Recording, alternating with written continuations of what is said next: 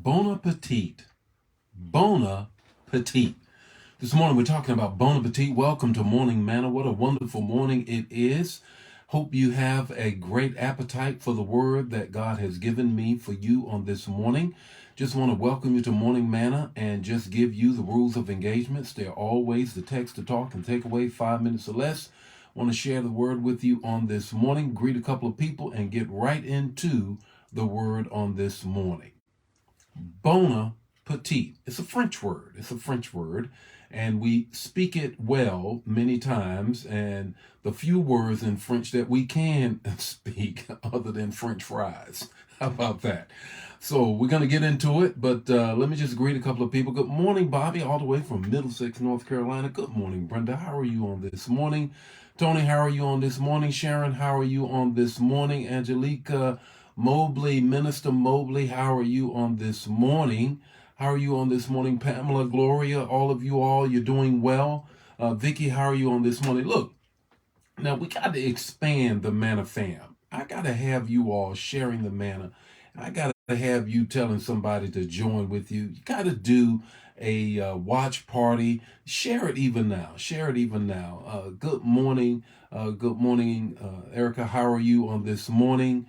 What a great morning it is. Yes, Daddy Bishop is here going to speak a word into your life on this morning. Bon appetit. Bon appetit. The text to talk, the takeaway 5 minutes or less. Galatians 5:16 says, "But I say, walk by the Spirit, and you will not gratify the desires of the flesh." Let me give you a little bit of a context here. Here is Paul talking to the church at Galatia, small church in the mountains of Turkey, today's Turkey. And they have been attacked or bewitched by those who are challenging how they are living. They're saying live by the law. Paul is saying, no, you live by grace and the Spirit. Then he gives them this wonderful analogy that we know well, fruits of the Spirit and those fruits of the flesh. But what it comes down to is, what are you eating? What are your desires? Let me share this story and then we'll give you the 3 points from the text. I remember when we were fasting, as you know, we do at New Life at the beginning of the year, 30 days of fasting and praying. And this year we were doing the Daniel fast. And I remember at that time, my daughter was living with us and she said, she made these suggestions of all these various foods because she stays away from meat. Well, she made the point that if you eat this type of food more, it would increase your desires for it more. That resonated with me. Here's the 3 things I want to share. Desire begins with demands.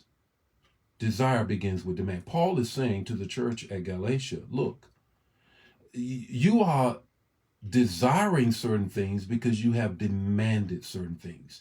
You're walking by the flesh because you have not yet mortified the deeds of the flesh.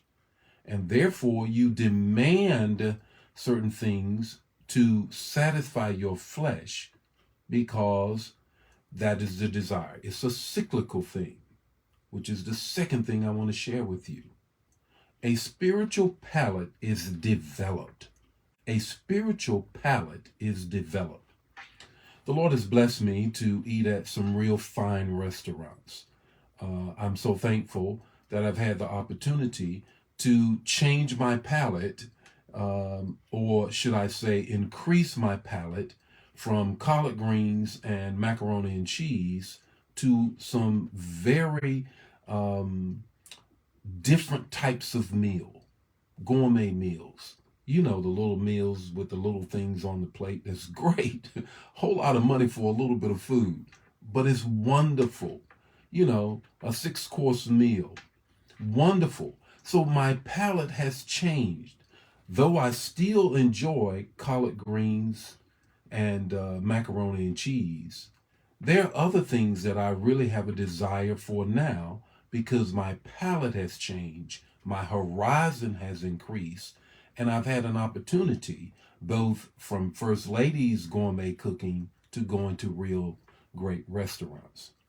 You have to develop your spiritual palate. You have to say, I'm going to read more. I'm going to get more revelation. I'm going to expand what I bring in and eat. So spiritual palate is developed. Desires begins with demands, cyclical effect. And here's the third thing. Oh, taste and see that the Lord is good. What they did literally in the bar mitzvah, I'm told, is a legend, whether true or not. They say that they would, as a young man, a Jewish boy was about to move into manhood, they would then cause them to have to recite the Psalms, okay? And part of that reciting of the Psalms was to put a little bit of honey on the word literally and then put it to their mouth to taste so that they could have a literal taste that the word is good. What's your taste like? And what is it that you desire? Here's your takeaway this morning. Here's your takeaway. All week with no meat makes one week. Let me say that again.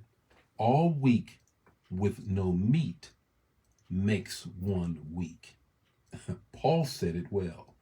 He says, come on, you got to get off the milk. You got to have some meat in your diet. The Lord be with you today. His face shine upon you and give you peace. Bon appetit. Share the manna. Don't keep it to yourself. Bye.